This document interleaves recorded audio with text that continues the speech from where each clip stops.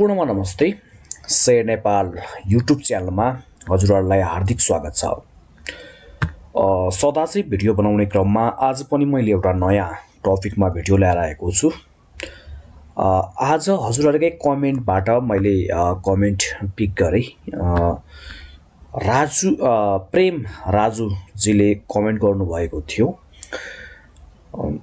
Sir NEPRA र HIDCL मा कुन राम्रो होला लङ टर्मको लागि, दुईवटैकै भनिदिनु पर्यो प्लिज भन्नुभएको थियो। सोही अनुरूप चाहिँ मैले नेफ्रा र HIDCL को फन्डामेन्टल एनालाइसिस गरिरहेको छु।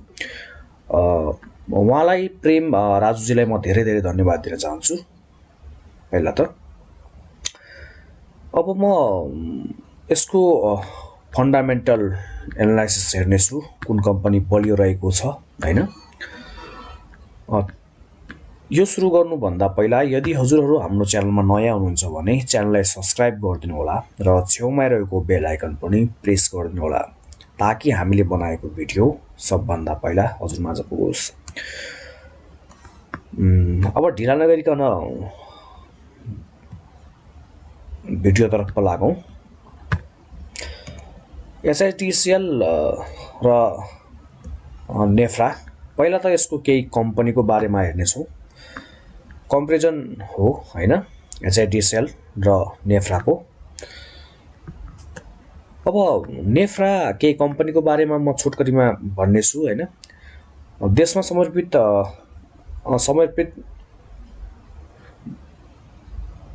पूर्वाधार विकास बैंकले आवश्यकतालाई सम्बोधन गर्ने उद्देश्यले नेपाल सरकार र नेपाल राष्ट्र बैंकको आर्थिक वर्ष 2077-78 को वार्षिक जुन बजेटबाट पूर्वाधार विकास बैंकले स्थापना गर्ने बाटो चाहिँ खुलेको थियो। सोही अनुरूप चाहिँ पछिल्लो मौद्रिक नीति तदनुसार नेपाल इन्फ्रास्ट्रक्चर बैंक लिमिटेडले नेपाल सरकारसँग द्वारा प्रबन्धित बैंक तथा वित्तीय संस्थाहरू DFI सँगको राष्ट्रको पहिलो राष्ट्रिय स्तरको पूर्वाधार विकास बैंकको रूपमा उद्योग तथा वाणिज्य मन्त्रालय कम्पनी रजिस्ट्रीको कार्यालय अन्तर्गत दर्ता भएको थियो। बाटो खुलेपछि चाहिँ उहाँहरूले कम्पनी दर्ता गरेर चाहिँ अगाडि बढ्नु भएको थियो। जीवन र निर्जीवन बीमा कम्पनीहरू र अन्य निजी क्षेत्रका अग्रणी संस्थाहरूको उद्यमीहरूको टोली यो राष्ट्रिय पूर्वाधार राष्ट्रको पूर्वाधार क्षेत्रमा एक महत्त्वपूर्ण कोसेढुङ्गा हो का रूपमा रूपमा चिनिन्छ। बैंकले चाहिँ 11 फेब्रुअरी 2019 मा देशको केन्द्रीय बैंक नेपाल राष्ट्र बैंकबाट सञ्चालनको अनुमति प्राप्त गर्यो र 2019 मा औपचारिक रूपमा आफ्नो व्यवसाय चाहिँ सञ्चालन गरेको थियो। अब HIDCL को यसको नेफ्राको सामान्य जानकारी भयो हैन। यसको धेरै लामो यहाँ राखेको छु, राख्न त मैले हैन, भिडियो लामो हुन सक्छ। अब HIDCL को कुरा गर्ने हो भने HIDCL चाहिँ 2011 जुलाई 11 मा चाहिँ काठमाडौँ बबरमहल स्थित काठमाडौँ विकास समिति परिसरमा आफ्नो सञ्चालन सुरु गरेर सोही सुविधाबाट अहिलेसम्म चाहिँ सञ्चालन भइरहेको छ। त्यही सेवामा चाहिँ अहिलेसम्म छ। सार्वजनिक लगानी कोषको रूपमा स्थापित 80% चाहिँ यहाँ सार्वजनिक लगानी चाहिँ भएको छ। इक्विटी नेपाल सरकारको चाहिँ 50%, इक्विटी नेपाल सरकारको 50% र राज्य स्वामित्व कम्पनीको 30% को यसमा चाहिँ लगानी रहेको छ। IPO जारी गर्दा चाहिँ 20% चाहिँ सर्वसाधारणका लागि चाहिँ छुट्याएको थियो। यसका लागि लगानी चाहिँ को हिसाबले हेर्ने हो भने हैन। अब HIDCL को बिजनेस पोलिसी, आफ्नो बिजनेस गर्ने स्ट्र्याटेजी छुट्टै रहेको छ भने नेफ्राको चाहिँ छुट्टै रहेको छ। दुईटै इन्भेस्टमेन्ट हुन् हैन, तर नेफ्राले HIDCL ले हाइड्रो पावरमा मात्रै लगानी गर्छ। यसको उद्देश्य चाहिँ अब म यहाँ राखेको छु हैन। कम्पनीले फराकिलो उद्देश्य लिँदाखेरिका कारण विद्युतीय अभावबाट मुक्त गर्न र जलविद्युत उत्पादन गर्ने प्रसारण अनि वितरण लाइनका लागि कोष परिचालन गर्नु कम्पनी हो हैन। जलविद्युत उत्पादन प्रसारण र वितरणको आयोजनामा ऋण र इक्विटीको रूपमा लगानी गर्नु हो हैन। यस्ता विभिन्न यसका उद्देश्यहरू रहेका छन् र विशेषताका रूपमा हेर्ने हो भने जसले विद्युतीय आयोजनामा मात्रै लगानी गर्छ, मैले भनिहालेँ अघि नै हैन, विद्युतीयमा मात्रै लगानी गर्ने भयो। यसले चाहिँ अब अर्को कुरा के छ भने कस्ता विद्युतमा मात्रै लगानी गर्छ भने 25 मेगावाट वा सो भन्दा माथिकालाई मात्र चाहिँ यसले लगानी गर्ने भयो। मध्यम र मझौलामा मात्र, सानामा चाहिँ यसले लगानी गर्दैन। कम्तीमा यसले 250 मिलियन ऋण लिने र 15 देखि 20 मेगावाटको आयोजनाहरूमा बढीमा रु 20 करोड ऋण दिने र आयोजनाका लागि रु 10 देखि 15 मेगावाटको पेङको जोखिममा ब्याङ्कहरूलाई पुनरावृत्ति सुविधा प्रदान गर्दछ भनिएको छ हैन। अब यसको के भयो भने हाइड्रो पावरमा मात्रै यसले लगानी गर्ने भयो।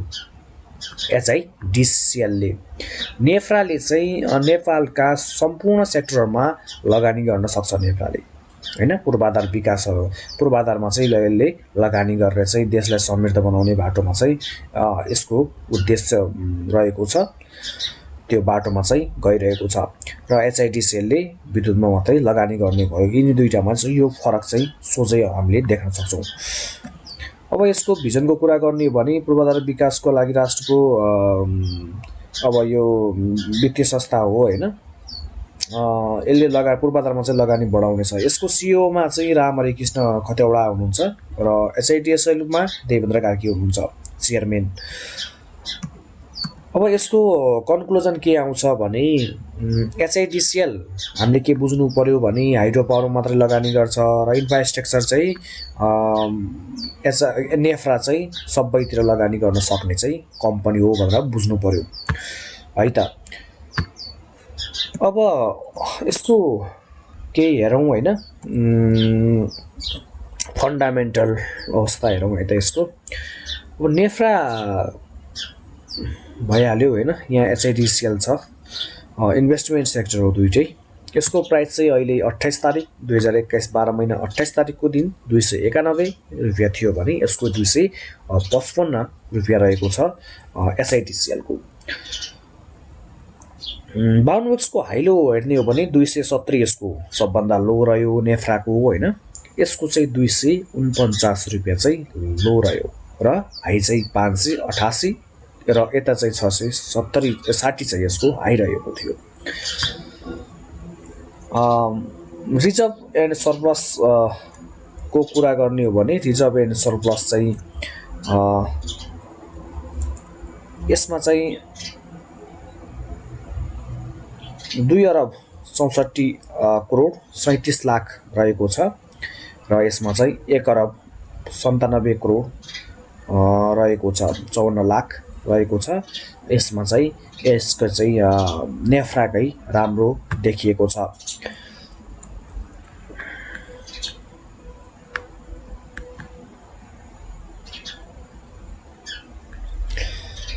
अब यो डेली टप ब्रोकरहरुको कुरा नगरौँ अहिले हैन। इन्भेस्टमेन्टको लागि सोध्नु भएको छ, इन्भेस्टमेन्टका लागि यो त्यति अहिले उपयुक्त हुँदैन, यो डेली ट्रेडिङका लागि चाहिँ हेरिन्छ हैन। त्यसो भएको हुनाले यो अहिले त्यति नहेरौँ। अब फन्डामेन्टल सिग्नलहरुमा हेर्दा हैन दुईटै उस्तै देखिरहेको छ।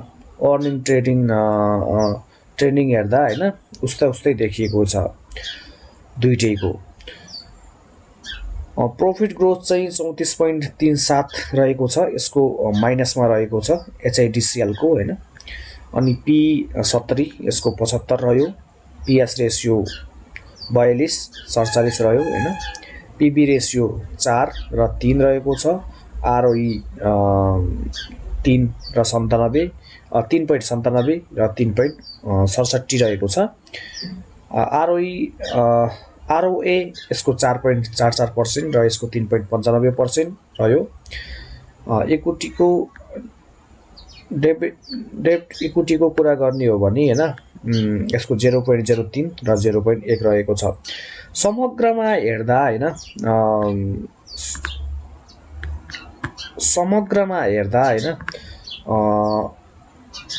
HIDCL अहिलेलाई बलियो देखिन्छ हैन। अब RSI यो टेक्निकलको कुराहरु हो हैन, यसलाई त्यति ध्यान नदेऊ।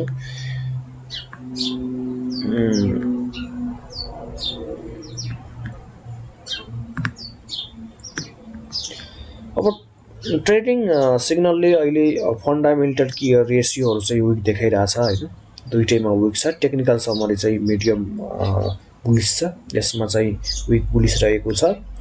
सेल रेटिङ चाहिँ समरी चाहिँ मिडियम होल्ड गर्ने भनिएको छ हैन, यो चाहिँ विक होल्ड छ। अब यसले 3 स्टार पायो, यसले 4 स्टार पायो हैन। यो अब टेक्निकललाई हेरेर गर्ने कुराहरु भयो। अब यसलाई चाहिँ समग्रमा भन्दा हैन, अनि म अर्को फर्स्ट क्वार्टरको रिपोर्ट पनि हेर्छु हैन।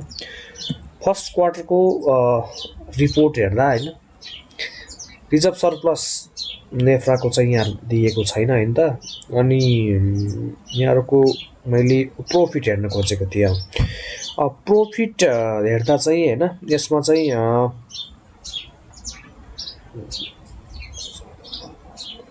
21 करोड 29 लाख चाहिँ HIDCL ले कमाएको देखिन्छ भने 2 करोड 82